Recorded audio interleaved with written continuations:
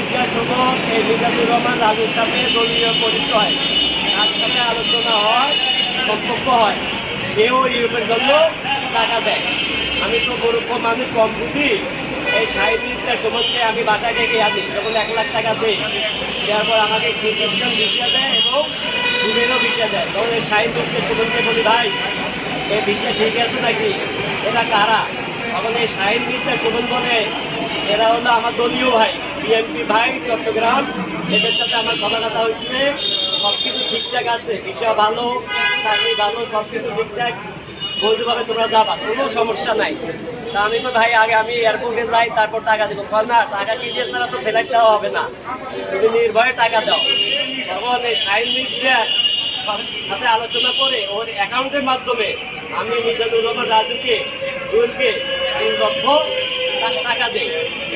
পরে 5 আগস্টের আগে আমাকে একটা টিকিট দেয়, জাহিরা ট্রাভেলার কেবি আমনানি রোড রাস্তারপুর, এই টিকিটটা আমার হাতে দেয়।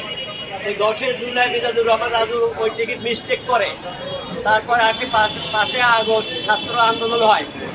ওই আন্দোলনের টাইমে আমি বললাম যে মেল পাওয়া ছাড়া টিকিট কেমনে হয়। তখন আমি ঢাকায় আসি ঢাকায় যে মেল পাওয়ার অফিসে যাই দেখি আমার কোনো পাসপোর্ট লাগে নাই।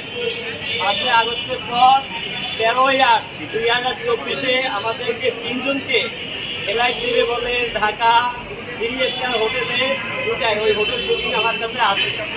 ওই হোটেলে আমি আমাদেরকে 1 সপ্তাহ রাখছে, রাখিয়ে যে তারিখে হোটেলে উঠেছে ওই তারিখও ব্যাংকের মাধ্যমে টাকা বুঝে দিচ্ছে, টাকা ক্লিয়ার করো তারপর ফ্লাইট দিব, তাছাড়া ফ্লাইট দিব না। টাকা দুটা ক্লিয়ার নিল। চট্টগ্রাম থেকে এক ভাই আসলো, এটা তো রাজুর বইদের জামাই হয়, নামে তো খবর। সে আমার 3টা পাসপোর্ট নিয়ে আসে। আমি 3টা পাসপোর্ট পাঠাই রাজুর স্ত্রী শামীম আক্তার রিভার কাছে। 3টা পাসপোর্ট 3টা খামে দেই, 3টা খামে 3টে পাসপোর্ট পাঠাতে আমার পাসপোর্ট এইভাবে দিচ্ছে। ওইভাবে যখন হোটেলে আমার হাতে বুঝাই দিচ্ছে, তখন আমি বুঝতে পারছি না এরা আসলে দলীয় পরিচয় দিয়ে টাকা হাতিয়ে নেওয়ার, এটা আমরা প্রতারকের পাল্লায় পড়ছি। ওই তখন আরেকজন লোকের কথা বলে যে আসাদ নাম, তারপরে সিলেট। এখন তার কাছে বল দেয়, ভাই এই ভিসার কাজগুলো আপনি করছেন? ভাই ভিসার কাজ তো আমি করছি, কিন্তু টাকা পয়সা কোনো বিষয় আমি এর মধ্যে নাই, আমার সাথে কোনো আলোচনা নাই। তুমি সমস্ত কিছু দায় ভাই রাজু, আর রাজু থেকে টাকা পাইতাম, আমি ওই টাকা পৌঁছতে আদায় করে দিচ্ছি। এই বিষয়ে আমার সাথে কথা বলবা না। আমার কাছে আরো 15 দিন সময় নেয়। ওই হোটেল থাকি আমি বক্সিবাজার হোটেলের ওখানে বাইক হোপ এজেন্সিতে আসি। আমি সহ আরো 5টা পাসপোর্ট আবার নতুন করে জমা দেয়। 15 দিন সময় নিচ্ছে। এই 15 দিন পর আমাদেরকে বৈধভাবে আবার নিয়ে যাবে। এখন ওই পাসপোর্ট নিতেও আমি 5,000 টাকা জমা দিই, এক একজন 1,000 করি 5,000। 15 দিন সময় যখন চলে যায়, আমি বলছি না রাজু ভাই আমি আর বিদেশ যাবো না। এখন এই রাজুর মাকে, এই মিজানুর রহমান রাজুর মাকে, প্রথম সহিনা বেগমকে আমি হোটেল থাকতে বলছি যে আপনার ছেলে কিরগিজস্তান থেকে আমাদের থেকে 16 লক্ষ টাকা নিয়ে নিচে বিদেশ নেবে বলে, এখন আমরা বিদেশ যাবো না, আমার টাকা বলে দেয়। এখন আমার ইমেতে তার ভয় আছে। রাজুপা বলে এই বিষয় তো আমি জানি না, কিন্তু ছেলে মেয়ে সম্পর্কিত থাকে, বিষয়টা আমি দেখব। আমলি সরকারের আমলে এই মিজানুর রহমান রাজু, জুয়েল, আকবরশা থানা 9 নং ওয়ার্ডের খালেদ সাইফুল্লাহ, যুবদলের সভাপতি সুজন, আমাদের রংপুরের শহীদুল একই রুমে ছিল। এই রুমে থাকি আমাদের টাকা পয়সা এগুলা হাতিয়ে নেয়। আর নারায়ণগঞ্জ কানাইদার এক ছেলে থাকিও 17 লক্ষ টাকা নেয়। আমার কাছে স্ক্রিনশট এবং বয়েস ডকুমেন্টগুলো আছে। আর আজকে যা বলতেছি এইগুলো আমি বাদীপক্ষকে পৌঁছানো হয়েছে। এই ডকুমেন্ট যা বলতেছি সব বাদীপক্ষের কাছে আছে, তাদেরকে হোয়াটসঅ্যাপেও দেওয়া আছে। এখানে কোনো মিথ্যা কথা নয়, সম্পূর্ণ সত্য কথা। যখন চট্টগ্রামের শহরে আমি টিকিটের সন্ধানে বাইর হই, টিকিটটা দিছিল Zahira travellers and tourism, Rastarpur, KB Amnani road, Chittagong, Chattogram. 3 ঘন্টা আমি রাস্তারপুর থেকে চকবাজার পর্যন্ত ঘুরছি। আমার কাছে ভিডিও ফুটেজগুলো আছে, সমস্ত কিছু প্রমাণ দেখি যে এই টিকিট ভুয়া টিকিট, এজেন্সি নাই। পরে আমি জিনিস থাকি এজেন্সির নাম্বার বাইর করলাম, বাইর করে এজেন্সি থেকে চট্টগ্রাম শহরে টাইগার বাসে নিয়ে আসলাম। আসি বললাম ভাই এই টিকিট আপনার এজেন্সি থেকে বাইর হয়েছে। উনি বলে আমার এজেন্সি এটা 8 মাস আগে বন্ধ হয়েছে, যে কেউ এই টিকিট বানিয়ে দিতে পারে, এই ধরনের কথাবার্তা বলছে। পরে সমস্ত ডকুমেন্ট নিয়ে আমি শস্য বাণিজ্য মন্ত্রণালয় মহোদয় বিএমপির ওনার বাসার সামনে আমি অবস্থান করি। ওখানকার লোকজনের কাছে সমস্ত কিছু আমি শেয়ার করি। পরে ওখানকার লোকজন আমাকে বলে যে রাজুকে কল দাও, রাজু এখানে আসুক, জবাব দিয়ে যান। পরে আমি রাজুকে কল দিই, রাজু কয় না আমি কলে না যাবো না, অথচ ওর বাসা থেকে আসতে 10 মিনিট লাগে ওই জায়গায়। তারপর সে এখানে আসলে তুমি আমার বাসায় আসো। আমি সহ শফিকুল তাদের বাসায় যাই। তাই ওখানে যখন আমি বলতে যাচ্ছিলাম যে আমাকে ভুয়া বিষয় দিয়ে ভুয়া টিকিট, ভুয়া ভিসা, অবৈধ মেন পাওয়ার ছাড়া এইসব যে আপনি দিচ্ছেন, এখন কেন করলেন? তখন উনি অস্বীকার যায়। ওনার বাসা ওনার মা রাগান্বিত হয়, যে বলে এইসব করার জন্য কি তোমরা এখান থেকে আসছো নাকি আমার বাসায় নাকি? যখন এই ধরনের কথাবার্তা বলে তখন আমরা আর বাসায় অবস্থান আমি করি নাই। ওখান থেকে রাজু বলে চলো চা খাইতে যাইতাম। তার বাসার তার মহল্লায় এক হোটেলে আমাদেরকে চিপের মধ্যে বসাইছে। আমি আর শফিকুল এক ছেলে ছিল। এখন ওখানে চা খাওয়াইতেছে আর বাইরে আসে এলাকার লোকজনের সাথে কথা বলতেছে যে রংপুর নাকি লোকজন আসছে আমার কাছে টাকা নেওয়ার জন্য।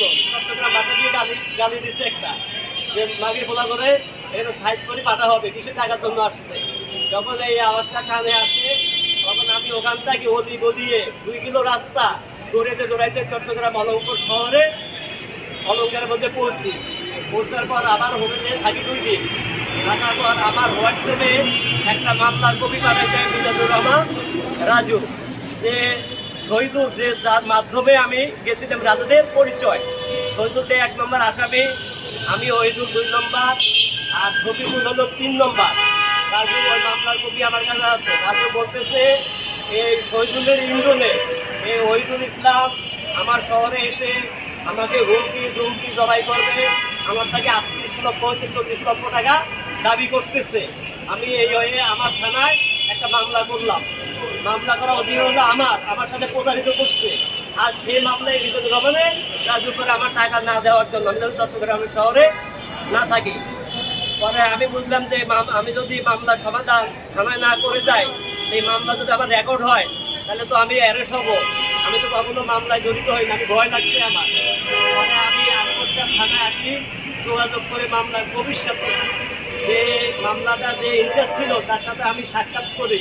তার নাম হলো তহিদ ইসলাম, আমার নামের নাম তহিদুল ইসলাম। তার সাথে আমি বিষয় কিছু ডকুমেন্ট, ব্যাংকের চেক, ভিসা, হোটেলে উঠেছে বুকিং, ভিডিও সমস্ত কিছু তাকে দেখায়। দেখার পর এসআইকে বলি এখন কি করা যায়, আমার মামলা থানায় নেন। উনি বলে না, টাকা পয়সার মামলা থানায় নেওয়া হয় না, তুমি এক কাজ করো রংপুর কোর্টে মামলা করো। পরে ওখান থেকে বললাম যে আমি ভাবলাম যে টাকা পয়সা দিয়ে মামলা করবো, দৌড়াবো, করলুম নাই, দেখি দলীয় কোনো বিএনপি লোকের কাছে যাই, তাই কোনো সমাধান পাই নাকি। পরে আকবরশাহ থানা 9 নং ওয়ার্ডের সাবেক কাঞ্চুদার 3বার কাউন্সিলর হয়েছে উনি, আব্দুল সত্তার সেলিম সাহেব। উনি একটা তো খুব ভালো লোক, আমরা যাওয়ার পর বুঝতে পারছি। পরে ওনার কাছে বিষয়গুলো আমি সমস্ত কিছু শেয়ার করলাম। করার পর আব্দুল সত্তার সেলিম সাহেব বলে যে যার জন্য অভিযোগ নিয়ে আসলো আমার কাছে, তারা এলাকার প্রভাবশালী, আমার থেকে উচ্চ পদে ক্ষমতাশীল। তার নাম হলো আকবরশাহ থানা চট্টগ্রাম মহিলা দলের সিনিয়র সহসভাপতি। এখন আমি তো তাদের বিচার করতে পারবো না, তুমি এক কাজ করো, থানায় যাও, তাই মামলা করো। আমি তো থানায় আমার মামলা নেয়নি। পরে উনি থানায় কল করছে ওসির কাছে, আকবরশাহ থানা আব্দুল সত্তার সেলিম সাহেব আমাকে সামনে রেখে থানায় ফোন করছে ওসির কাছে যে এই ব্যাপার, এনার মামলায় নেন। পরে ওসি সাহেব বললো না, মামলা নেওয়া হবে না, এই মামলা থানায় করুক। পরে আমি ওখান থেকে চট্টগ্রাম কোর্টে মামলা সাজাই আসি। আসার পর রংপুরে আসি। আসার পর এসে সুমন, যে 2 নম্বর দালাল শহীদুলের রংপুরে, এও আমার দালালি খাইছে টাকার বিষয়। একে নিয়ে বলে যে মিজানুর রহমান রাজু বলতেছে, মিজানুর রহমান রাজু আপনাকে সহ তাদের বাসায় ডাকতেছে। পরে শাহিন মির্জা সুমন সহ চট্টগ্রামের শহরে যায়। চট্টগ্রামের শহরে যায় শাহীন মির্জা সুমন মিজানুর রহমানকে মেসেজ দেয় যে ভাই আমি মামলা করতে আসছি, আর আব্দুল সাত্তার সেলিম সাহেবের কাছে যাই। তখন মিজানুর রহমান রাজুর মা কল করে যে আমার বাসায় আসো, আমার বাসায় আসো, আমি এটা সমাধান করি। পরে বাসায় যাই, বাসায় যাওয়ার পর বাসায় সমস্ত কিছু আলোচনা হয়ে আমার টাকা 1 মাস পরে দিতে চাইছে, আমি সহ আরো বাকিগুলো টাকা 1 মাস পরে দিবে। ডুবে না ধরছিলাম টাকা তারা ভিজে দিবে, নইলে ডুবাই নিবে। আমার কাছে ভিডিও ফুটেজগুলো আছে। পরে সমস্ত কিছু সমাধান হইল।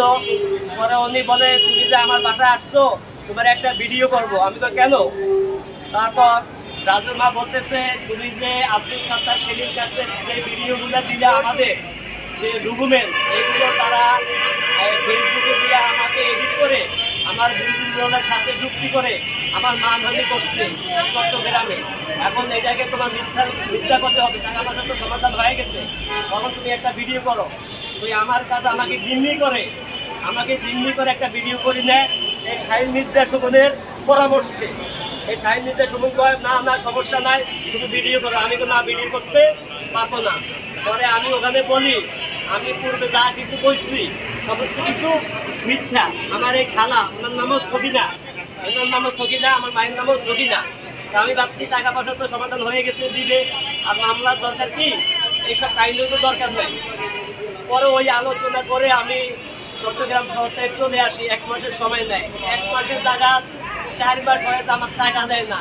আমি যখন টাকা চাই ফেসবুকে কিছু ছাড়ি, তখন এই সকিনা বেগম রাজুর মা বলে তুই আমলিকে দোষর, তুই আমলিক করিস, তুই আমলিক হয়ে বিএনপির বিরুদ্ধে অপপ্রচার চালাইছিস, আমাদের মিথ্যা হয়রানি করতেছিস।